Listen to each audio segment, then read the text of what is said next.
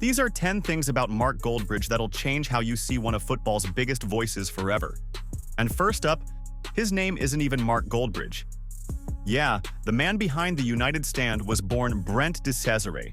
He picked Mark Goldbridge when he started posting football sketches and rants online because his real name didn't exactly scream YouTube star. Fans joke it sounds like a secret agent alias. And honestly, it kind of fits. But here's where it gets wild. Before YouTube fame, Goldbridge actually worked in the public sector.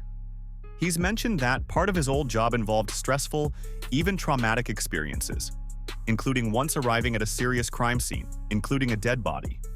Those stories explain a lot about his calm, analytical side on stream. So when he's breaking down a late-game meltdown, that cool tone, it's been trained in far tougher settings. Before the cameras, before the rants, before the United Stand, Mark Goldbridge lived a totally different life, one most fans don't even know about. Before becoming a YouTuber, he actually worked as a police officer in the UK. That's right, long before he was breaking down tactics and transfers, he was breaking down real cases. He's talked about how that job taught him to stay calm under pressure, to observe everything before reacting, traits that now define his YouTube persona.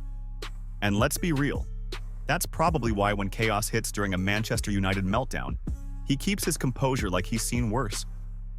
Those years on the force shaped his discipline, his detail-oriented mind, and his trademark sarcasm. Because when you've dealt with the real world, football drama doesn't scare you anymore. Point 3. The channel that changed football media. The United Stand wasn't always called that. Back in 2014, Goldbridge launched it under the name Soccer Box, while he was still working a 9-to-5. The goal was simple: give Manchester United fans a place to rant, laugh, and debate after matches. And look what it's become: a digital Old Trafford where millions show up every week. But to understand the United Stand, you've got to look at its fan TV roots. Around 2015, Goldbridge began experimenting with post-match reactions, the kind of raw emotion Arsenal fan TV had made famous. He even brought in Flex, who happens to be Don Robbie's cousin. Yeah, the same Don Robbie who founded AFTV. Flex hosted interviews outside stadiums while Goldbridge built the live studio side, and together they created a format that changed fan content. Even after Flex moved on, they've kept mutual respect, a rare thing in this space. But not every relationship has stayed friendly. Over the years, Goldbridge's rapid rise has caused friction with other creators, names like Saeed TV, Rants, and Bants, and a few smaller channels that spun off from his orbit. Some say it's jealousy, others say it's personality clashes.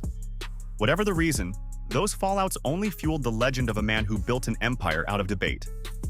Now for one of the most surprising what-ifs in YouTube football history, Goldbridge once admitted he nearly sold the United Stand. The offer? Around £36,000 plus a slice of future revenue. Back then, that sounded life-changing. But if he'd taken the deal, someone else would now own a chunk of one of the most successful fan brands on Earth. Every livestream, every sponsorship, every meme, gone. Thankfully, he backed himself and kept control.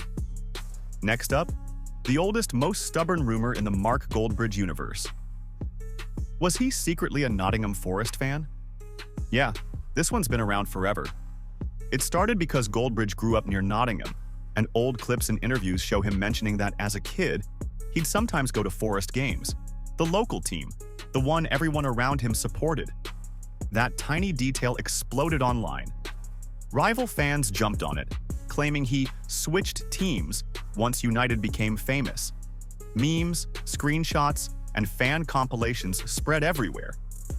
But here's the thing, Goldbridge has addressed it multiple times, saying he's always supported Manchester United, even while surrounded by Forest fans.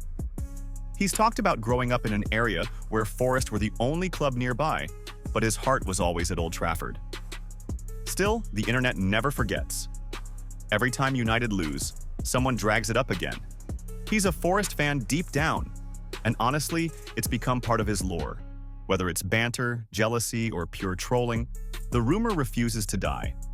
But if you actually watch his reactions, the passion, the anger, the celebrations, no one fakes that for nearly a decade straight. The Forest fan theory might get clicks, but it also shows how massive Goldbridge's influence is. He's so big that people literally build conspiracy theories around what team he supports. Moving on to his connection with players, especially Rasmus Højlund. When United signed the Danish striker, Goldbridge went all in with support. Fans noticed he defended Højlund longer than most pundits, insisting he'd come good. Some say that loyalty helped shift opinion online, even boosting the club's confidence in the player. Now that Højlund's form has dipped and the club's moved on, the same loyalties got Goldbridge critics saying he's too attached. But that's part of the charm. He rides the emotional highs and lows just like the rest of us. Number 9. The bigger picture. Goldbridge's impact on Manchester United fan culture and football media is undeniable. He helped turn fan channels from niche projects into full-on digital networks. Premier League players, journalists, and influencers now quote his takes or react to his clips. That's the good side, fan voices reaching the mainstream. The downside? When you become that influential, every joke, every rant, every prediction becomes headline material. He's turned the webcam rant into a legitimate broadcast genre. And that brings us to the final point, his newest and boldest move yet, the Bundesliga partnership. The United stand was chosen to work with the German league on official fan-driven coverage. It means fan media isn't just commenting on football anymore, it's becoming part of it. Some traditional pundits hate that idea. They see it as fan channels taking their seats at the table. But if this deal works, it could open the door for creators to collaborate with top leagues everywhere. Imagine a future where fan-run networks stream official match shows. That's the kind of shift that changes football forever. So when people ask why Mark Goldbridge matters, it's not just the memes, the rants, or the funny analogies about bottle jobs.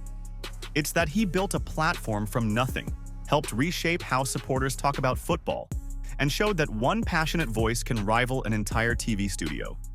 Whether you think he's a genius, a troublemaker, or just YouTube's greatest manager, one thing's certain: you'll always tune in to see what he says next.